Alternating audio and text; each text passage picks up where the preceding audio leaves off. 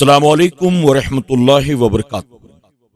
میرے پیارے آقا علیہ الصلوۃ والتسلیم کے پیارے دیوانوں، خاتون جنت حضرت فاطمہ الزہرا رضی اللہ تعالی عنہا کی کنیزوں، خضر علیہ السلام کا کشتی توڑنا۔ دونوں چلے یہاں تک کہ جب کشتی میں سوار ہوئے اس بندے نے اسے چیر ڈالا۔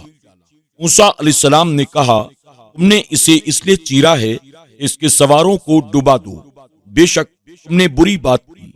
کہا، میں نے نہ کہا تھا کہ آپ میرے ساتھ ہرگز نہ ٹھہر سکیں گے۔ کہا، مجھ سے میری بھول پر گرفت نہ کرو اور مجھ پر میرے کام میں مشکل نہ ڈالو۔ حضرت موسیٰ علیہ السلام اور خضر علیہ السلام کا ذکر ہے کہ دونوں چلے، یوشع علیہ السلام کا ذکر نہیں، یا تو اس لیے کہ وہ تابع تھے، ان کے ذکر کی ضرورت محسوس نہیں کی، یا یہ بھی ممکن ہے کہ موسیٰ علیہ السلام نے انہیں بن اسرائیل کی طرف لوٹا دیا ہو۔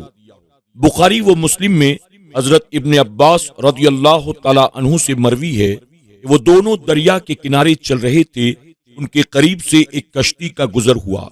کشتی والے لوگوں نے حضرت خضر علیہ السلام کو پہچان لیا تھا، اس لیے انہوں نے آپس میں کلام کیا کہ انہیں کشتی میں سوار کرنا چاہیے، لہٰذا انہوں نے بغیر اجرت لینے کے ان حضرات کو سوار کر لیا۔ یہ دونوں جب سوار ہوئے تو ایک چڑیا آئی جو کشتی کے ایک کنارے پر بیٹھی، اس نے دریا میں اپنی چونچ ماری تو حضرت خضر علیہ السلام نے کہا، میرا علم اور تمہارا علم اللہ تعالیٰ کے علم کے مقابلے ایسے ہی ہے جیسے اس چڑیا کی چونچ میں آنے والے پانی کو دریا کے پانی سے نسبت ہے۔ یہ بات صرف سمجھانے کی حد تک ہے، ورنہ دونوں کا علم اللہ تعالیٰ کے علم کے مقابل اس سے بھی قلیل ہے۔ خیال رہے کہ یہاں ظاہری معنی مراد نہیں لیا جا سکتا، کیونکہ ظاہری معنی یہ ہے کہ میرے اور تمہارے علم نے اللہ تعالیٰ کے علم میں کوئی کمی نہیں کی، سوائے اتنی مقدار کے کہ جتنی چڑیا کی چونچ نے دریا میں کمی کی ہے۔ یہ معنی کسی حد تک بھی درست نہیں ہے، کیونکہ اللہ تعالیٰ کے علم میں کمی کا واقع ہونا کسی طرح بھی ممکن نہیں۔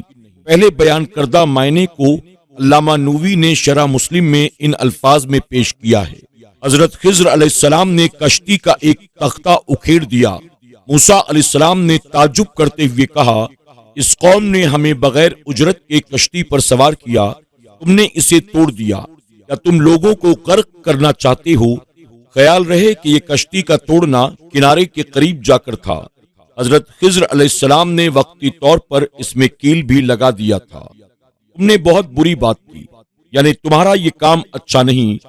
یہاں معنی بہت خوفناک معاملہ، ایسا عام طور پر لفظ بولا جاتا ہے جبکہ کوئی عظیم کام واقع ہو یا کثیر امور کا وقوع ہو۔ حضرت خضر علیہ السلام نے کہا، میں نے جو کہا تھا تم ظاہر دیکھ کر صبر نہیں کر سکو گے۔ موسیٰ علیہ السلام نے کہا، مجھ سے بھول واقع ہو گئی ہے، اس لیے اس میں میری کوئی گرفت نہ کریں۔ خضر علیہ السلام نے ایک بچے کو قتل کر دیا۔ پھر دونوں یہاں سے چلے، یہاں تک کہ جب ایک لڑکا ملا، اس بندے نے اسے قتل کر دیا۔ موسیٰ علیہ السلام نے کہا، کیا تم نے ایک ستری جان بغیر کسی جان کے بدلے قتل کر دی؟ بے شک تم نے بہت بری بات کی۔ کہا، میں نے آپ سے کہا تھا نا، آپ ہرگز صبر نہ کر سکو گے۔ کہا، میں اس کے بعد اگر تم سے پوچھوں تو پھر میرے ساتھ نہ رہنا، بے شک میری طرف سے تمہارا اجر پورا ہو چکا ہے۔ جب کشتی سے دونوں حضرات نکلے، کنارے پر چل رہے تھے، جب ان کا گزر ایک بستی کے قریب سے ہوا، وہاں لڑکے کھیل رہے تھے۔ ایک لڑکا ان میں جس کا نام جیسور یا جن بطور تھا، جو تمام لڑکوں سے زیادہ حسین اور صاف ستھرا تھا، آپ نے اسے سر سے پکڑا اور اس کا سر جدا کر دیا۔ ایک روایت میں ہے کہ آپ نے اسے لٹا کر چھری سے ذبح کر دیا۔ موسیٰ علیہ السلام نے بڑے غصے میں زوردار آواز سے کہا، یہ تم نے کتنا برا کام کر دیا، ایک نابالغ بچے کو قتل کر دیا جو صاف ستھرا گناہوں سے پاک تھا، اس پر کوئی قصاص لازم نہیں تھا۔ یہ ایسا کام تم نے کیا ہے جو سراسر عقل کے خلاف ہے۔ حضرت خضر علیہ السلام نے کہا، میں نے جو کہا تھا کہ تم صبر نہیں کر سکو گے۔ موسیٰ علیہ السلام نے کہا کہ اس کے بعد اگر میں نے کوئی سوال کیا تو تم میرا ساتھ چھوڑ دینا، کیونکہ اس وقت تمہیں میری طرف سے عذر حاصل ہو جائے گا۔ خضر علیہ السلام نے دیوار کو سیدھا کر دیا، پھر دونوں چلے، یہاں تک کہ جب گاؤں والوں کے پاس آئے، ان گاؤں والوں سے کھانا مانگا، انہوں نے انہیں دعوت دینی قبول نہ کی۔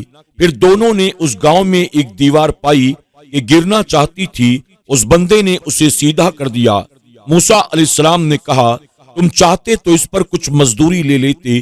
خضر علیہ السلام نے کہا، یہ میری اور آپ کی جدائی ہے، اب میں ان باتوں کی وجہ بتاؤں گا جن پر آپ سے صبر نہ ہو سکا۔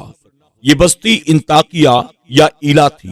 موسیٰ علیہ السلام بھوک کی وجہ سے اس حالت میں تھے کہ کسی سے تام طلب جائز بلکہ جان بچانے کی وجہ سے واجب ہو جاتا ہے۔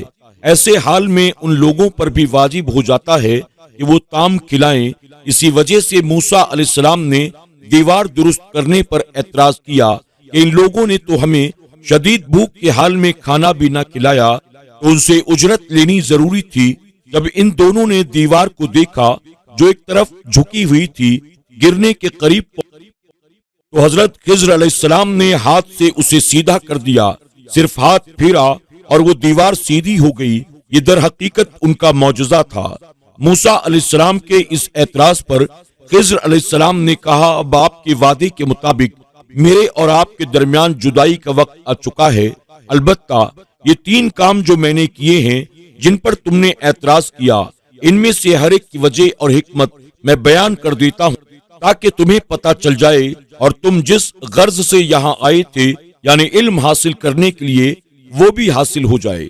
علامہ فخر الدین رازی فرماتے ہیں، میں نے حکایات کی بعض کتب میں دیکھا ہے جب یہ آیت کریمہ نازل ہوئی جس میں ہے اس بستی والوں نے ان کی مہمان نوازی کرنے سے انکار کر دیا، اس بستی والے جن کے آباء و اجداد نے انکار کیا تھا رسول اللہ صلی اللہ علیہ وسلم کی خدمت میں سونا لے کر حاضر ہوئے، کیونکہ انہیں اس سے شرم آ رہی تھی کہ ان کے آباء و اجداد اتنے گھٹیا لوگ تھے کہ صرف 2 یا 3 بھوک سے ستائے ہوئے مسافروں کو کھانا نہیں کھلا سکتے تھے۔